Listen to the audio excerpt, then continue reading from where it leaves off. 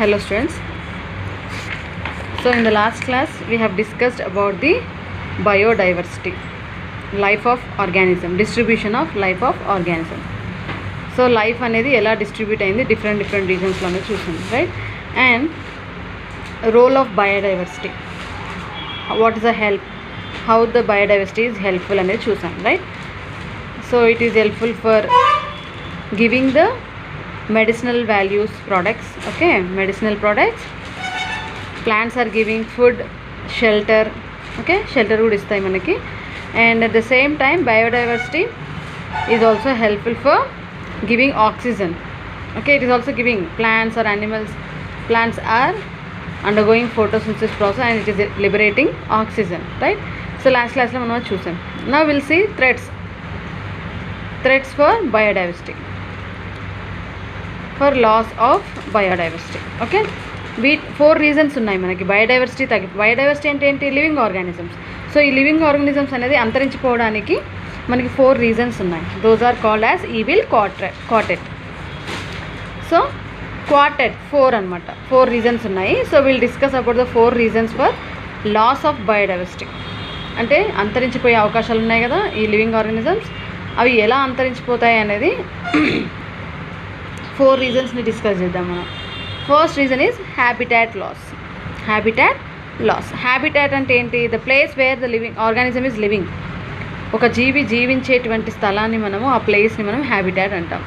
So here if that is lost, for example forest land ఉందనుకోండి, ఆ forest ల్యాండ్లో కొన్ని చెట్లు నరికేశారు, డిఫారెస్టేషన్ చేశారు. సో ఆ చెట్లని కట్ చేయడం వల్ల ఏమైపోతుంది? ఆ చెట్లపైన నివసించేటువంటి పక్షులు కానీ వేరే జీవులు కానీ అవన్నీ కూడా వాటి యొక్క షెల్టర్ని కోల్పోతాయి, అక్కడ నివాసాన్ని కోల్పోతాయి అన్నమాట. సో అక్కడ మనం ఏదైనా ఒక ప్లేస్, లేకపోతే ఫుడ్ కోసం అని చెప్పేసి ఫారెస్ట్ ల్యాండ్ని మనం అగ్రికల్చర్ ల్యాండ్ కింద మార్చామనుకోండి, ఆ ఫారెస్ట్లో మనకి ఎన్నో స్పీషీస్ ఉండొచ్చు. ఆ కొంత ల్యాండ్ని మనము డిఫారెస్ట్ చేసామనుకోండి, అంటే ప్లాంట్స్ అన్నిటిని కట్ చేసేసి మనం అగ్రికల్చర్ ల్యాండ్ కింద మార్చామనుకోండి, అప్పుడు ఏమైపోతుంది? అక్కడ ఉన్నటువంటి స్పీషీస్ డిస్టర్బ్ అయిపోతాయి. సో అలా మనకి ఆ హ్యాబిటాట్ లాస్ వల్ల, అంటే డిఫారెస్టేషన్ కావచ్చు, ఫ్రాగ్మెంటేషన్ కావచ్చు, ఈ 2 పద్ధతిలో కనుక అక్కడ ఉన్నటువంటి ప్లాంట్స్ని కానీ లేకపోతే యానిమల్స్ని కానీ డిస్టర్బ్ చేస్తే మనకి ఆ స్పీషీస్ అంతరించిపోయే అవకాశం ఉందన్నమాట. అంటే ఇది ఎలా అంటే, ఫర్ ఎగ్జాంపుల్ డిఫారెస్ట్లో మనం చెట్లను కట్ చేస్తే వాటిపైన ఉన్నటువంటి పక్షులు షెల్టర్ని కోల్పోతాయి. సో అలాగే వాటి ఫుడ్ అవన్నీ కూడా ప్లాంట్స్ నుంచి వస్తుంది కాబట్టి అది కూడా ఒక రీజన్ అనమాట. నెక్స్ట్, సో ఫైనల్గా డైవర్సిటీ కూడా డిస్టర్బ్ అయ్యే chances, life of organism is disturb, okay. So that is one reason, habitat loss. And second one is over exploitation అంటే ఉన్నదానికంటే ఎక్కువ ఆశించడం. దానివల్ల కూడా మనకేమవుతుంది? స్పీషీస్ అనేవి అంతరించిపోయే అవకాశం ఉంది. ఫర్ ఎగ్జాంపుల్ ఒక ఏరియాలో స్టెల్లార్ సీ కౌస్ అనేటివి ఎక్కువగా ఉండేవి. స్టెల్లార్ సీ కౌస్ వచ్చేసి ఎక్కువగా ఉన్నప్పుడు ఏమైందంటే వాటి యొక్క మాంసం చాలా టేస్ట్ ఉండడం ద్వారా అక్కడ ప్రజలందరూ కూడా ఆ కౌస్ అన్ని కట్ చేసి తినడం జరిగింది. సో అలా ఎక్కువగా ఫుడ్ని కన్సప్షన్ చేయడం వల్ల, మీట్ అండ్ స్కిన్ యూజ్ చేయడం వల్ల ఈ స్టెల్లార్ కౌస్ అనేవి అక్కడ ఎక్స్టింక్ట్ అయిపోయాయి, అంటే అంతరించిపోయాయి అన్నమాట. సో అది ఒక reason, example. Next, passengers pigeon, ఇవి కూడా ఎక్స్టెంట్ అయిపోయాయి. ప్యాసింజర్స్ పీజియన్ అంటే పాతకాలంలో అండ్ పూర్వంలో మనం చెప్పేవాళ్ళం, ఏవైనా ఒక ఇన్ఫర్మేషన్ ఒక దగ్గర నుంచి ఇంకో దగ్గరికి వెళ్ళాలి అంటే, లైక్ లెటర్స్ని పోస్ట్ చేయడానికి, మనకి ఏదైనా ఒక ఇన్ఫర్మేషన్ని ఒక ప్లేస్ నుంచి ఇంకో ప్లేస్కి చేరవేయడానికి మనకి ఈ ప్యాసింజర్స్ పీజియన్స్ని యూజ్ చేసేవాళ్ళు, పావురాలని యూజ్ చేసేవాళ్ళు. ఇవి ఏమైపోయాయి? ఎక్స్టెంట్ అయ్యాయి. ఎందుకు అంటే అక్కడ సేమ్ రీజన్, మళ్ళీ వాటి యొక్క మీట్ కోసం, ఫ్లెష్ కోసం వాటిని చంపేసి తినేశారు. సో అలా చేయడం వల్ల ఏమైపోయింది? ఈ ప్యాసింజర్ పీజియన్స్ ఎక్స్టెంట్ అయిపోయాయి అనమాట, okay. This is one more reason. అంటే ఓవర్ ఎక్స్ప్లాయిటేషన్ అంటే ఏంటి? When need turns to greed, okay. When need turns greed, సరిపోయిన దాంతో సరిపెట్టుకోకుండా, ఉన్నదాంతో సరిపెట్టుకోకుండా ఎక్కువ ఆశిస్తే ఏమైపోయింది? అక్కడ ఆ జీవులు అనేవి అంతరించిపోయే అవకాశం ఉందన్నమాట. సో దాన్ని మనం ఎక్స్టెన్షన్ ఆఫ్ స్పీషీస్ అని అంటాం. సో ఫైనలీ ఎక్కువ ఓవర్ ఎక్స్ప్లాయిటేషన్ వల్ల, పాపులేషన్ పెరిగిపోవడం వల్ల ఏమైపోతుంది? ఎక్కువ నీడ్ పెరిగిపోతుంది. ఆ నీడ్ని, అవసరాలను తీర్చుకోవడానికి మనం అక్కడ ఉన్నటువంటి స్పీషీస్ని చంపేయడం జరుగుతుంది. సో ఇలాంటి విషయాల్లో కూడా మనకి బయోడైవర్సిటీ అనేది ఎక్స్టెంట్ అయ్యే అవకాశం ఉందన్నమాట. Okay, this is second reason. And the third reason is invasion of alien species. Invasion of alien species. Alien species అంటే కొత్త జాతులు. ఏవైనా ఒక కొత్త జాతి ఒక ఏరియాలోకి వచ్చిందనుకోండి, దాన్ని ఆ ఏరియాలో మనం ఏలియన్ స్పీషీస్ అంటాం. ఫర్ ఎగ్జాంపుల్, ఇది ఒక ఏరియా ఏ, ఇది ఒక ఏరియా బి. ఈ 2 ఏరియాస్లో ఈ ఏరియాలో ఏ ఏరియాలో ఉండేటువంటి స్పీషీస్ని ఇక్కడ లోకల్ ఏరియాస్ అంటాం. ఏ లోకల్ ఏరియాస్లో ఉండేటువంటి స్పీషీస్. నెక్స్ట్ బి ఏరియాలో మనకి కొన్ని స్పీషీస్ ఉన్నాయి, అక్కడ ఉండే వాటిని మనం అక్కడ లోకల్ స్పీషీస్ అంటాం. ఒకవేళ ఈ బి ఏరియాలో ఉన్నటువంటి స్పీషీస్ ఏ ఏరియాలోకి వెళ్ళిందనుకోండి, ఇప్పుడు ఈ ఏరియాలో బి ఏరియా నుండి వచ్చినటువంటి స్పీషీస్ని మనము ఏలియన్ స్పీషీస్ అంటాం, ఆర్ న్యూ స్పీషీస్ అంటాం, ఫారెన్ స్పీషీస్.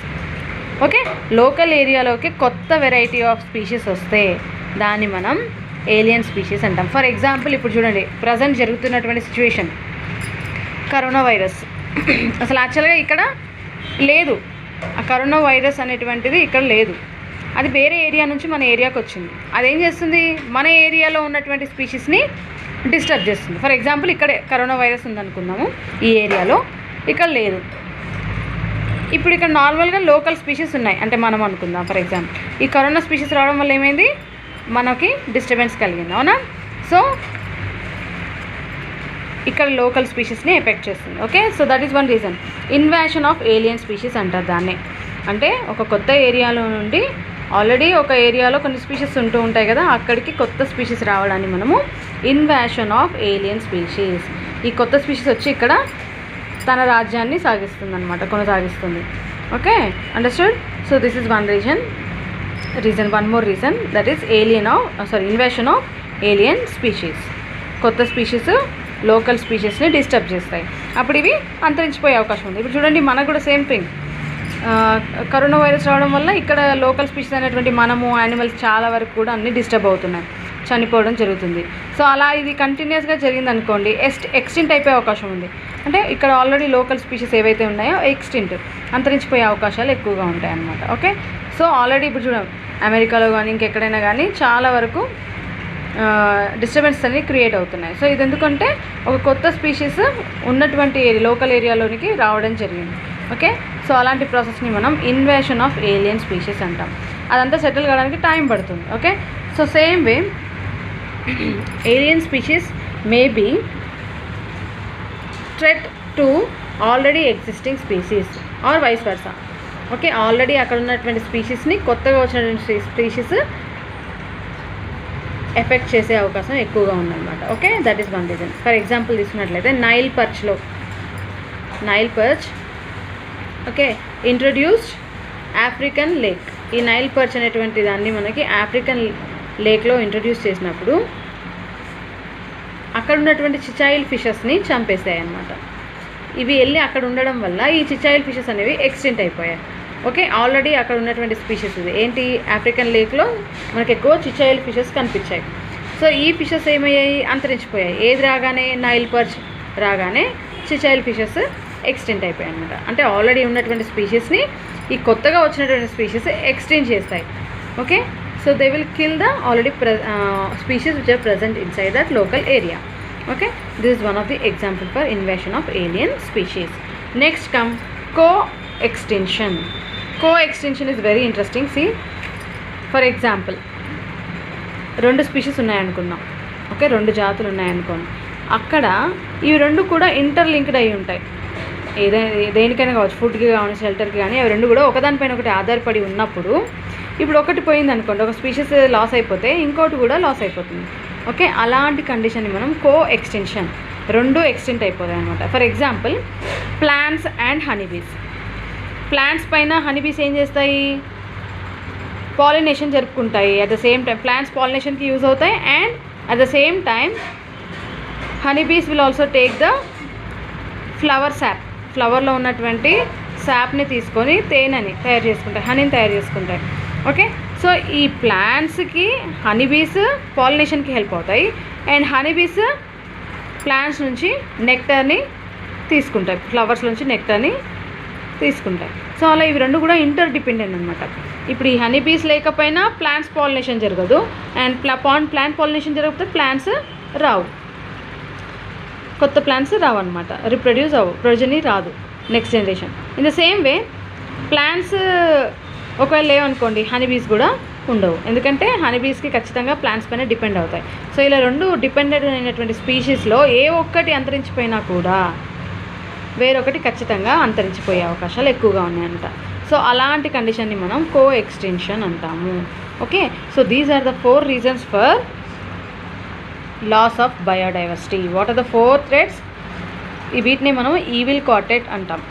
క్వార్టెట్ అంటే 4. So evil quartet, the 4 evil quartets are habitat loss, over exploitation, invasion of alien species and co-extinction. Okay, so these 4 things will play very important role for loss of biodiversity. So ఇవన్నీ జరగకుండా చూసుకోవాలి. Deforestation, forest ల్యాండ్ని cut చేయకుండా చూసుకోవాలి. And fragmentation, ఒక ఏరియాని division చేయడం వల్ల, అంటే అగ్రికల్చర్ ల్యాండ్ కింద కన్వర్ట్ చేసామనుకో దాన్ని ఫ్రాగ్మెంటేషన్ అంటాం. అక్కడ ఉన్నటువంటి స్పీషీస్ అన్ని డిస్టర్బ్ అయిపోతాయి. ఓవర్ ఎక్స్ప్లాయిటేషన్, ఉన్నదానికంటే ఎక్కువగా ఆశించినప్పుడు ఏమైపోతుంది? ఓవర్ ఎక్స్ప్లాయిటేషన్ అంటాం. అప్పుడు కూడా మనకి స్పీషీస్ అంతరించిపోయే అవకాశం ఎక్కువగా ఉంది. Next invasion of alien species అంటే ఏంటి? ఒక కొత్త స్పీషీస్ కనుక ఒక ఏరియాలోకి వచ్చింది, లోకల్ ఏరియాలోకి వస్తే ఆ లోకల్ ఏరియాలో ఉన్నటువంటి స్పీషీస్ అన్నీ కూడా అంతరించిపోయే అవకాశాలు ఎక్కువగా ఉన్నాయి. సో దాన్ని ఏదైతే కొత్తగా వస్తుందో దాన్ని ఏలియన్ అంటాం, ఏలియన్ స్పీషీస్ అంటాం, ఆర్ న్యూ స్పీషీస్ అంటాం. ఓకే, సో ఇక్కడ లోకల్ ఏరియాలో ఉన్నటువంటి స్పీషీస్కి థ్రెట్ అనమాట, చనిపోయే అవకాశాలు ఎక్కువగా ఉన్నాయి ఈ స్పీషీస్. అలా చనిపోయి ఫైనల్గా ఎక్స్టింక్ట్ అయిపోతాయి. ఎక్స్టింక్ట్ అంటే అంతరించిపోవడం, అలా అంతరించిపోయే అవకాశాలు ఎక్కువగా ఉన్నాయి. ఓకే, నెక్స్ట్ కమ్స్ కో ఎక్స్టెన్షన్. కో ఎక్స్టెన్షన్, సో 2 స్పీషీస్లో కనుక మనం ఇంటర్ డిపెండెంట్ అయి ఉంటే, ఒకదానిపైన ఒకటి ఆధారపడి ఉంటే కనుక ఒక స్పీషీస్ అంతరించిపోయినా ఇంకో స్పీషీస్ కూడా ఖచ్చితంగా అంతరించిపోతుంది. సో అలాంటి కండిషన్ని మనం కో ఎక్స్టెన్షన్ అంటాం. So these are the 4 reasons for threats to loss of biodiversity. Is it fine? Thank you.